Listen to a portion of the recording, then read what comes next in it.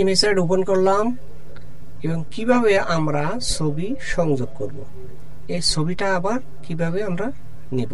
তো ইনসার্টে ক্লিক দিলাম, পিকচারে ক্লিক দিলাম, দেওয়ার পরে আমি ডেস্কটপ থেকে যে কোনো একটা ছবি আমরা এখান থেকে নিয়ে ক্লিক দিয়ে ইনসার্ট করলাম।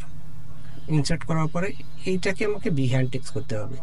বিহাইন্ড টেক্সট নেওয়ার কি সুবিধা, এটা মুভ করা যাবে, বড় করা যাবে, ছোট করা যাবে। এখান থেকে বিভিন্ন ধরনের স্টাইল আছে, অসংখ্য ধরনের স্টাইল, বিভিন্ন ধরনের স্টাইল। আমি এখান থেকে স্টাইলগুলো আমরা নিতে পারি।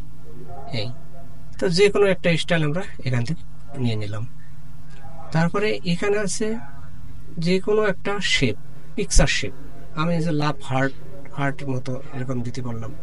তো পিকচার বর্ডার যদি আমি লাল হলুদ পাশে যে বর্ডারটা আছে সেই বর্ডারটা দিতে পারলাম।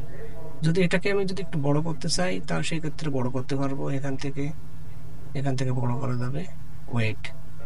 তো আমি বিভিন্ন ধরনের কালার আছে, একটা কালার নিয়ে নিলাম।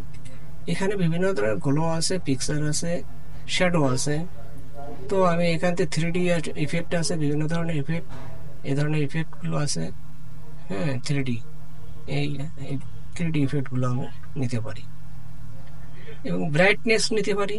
এবং ব্রাইটনেস নিয়ে একেবারে ব্রাইটনেস কমায় দিতে পারি। দেখা যাচ্ছে ব্রাইটনেস কমানোর জন্য আমার এখানে ডান বাটন ক্লিক দিয়ে ফরওয়ার্ড পিকচারে ক্লিক দিলে এখান থেকে সরাই নিয়ে কাজটা করি। তো এইখান থেকে আমরা ব্রাইটনেস কমাতে পারি, আবার বাড়াতেও পারি। তো সেই ক্ষেত্রে এখান দিয়ে ওকে দিলাম। তাহলে ব্যাকগ্রাউন্ডে এটা আমরা থেকে গেল, এটা ওয়াটারমার্কের মতো থেকে গেল ব্যাকগ্রাউন্ড কালার।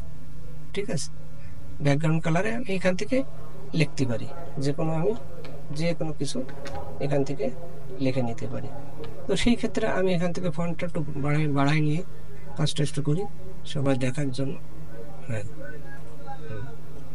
এখান থেকে আমার লেল দিলাম, ভিতরে আমি এটাকে টেনে এভাবে ছেড়ে দিতে পারি।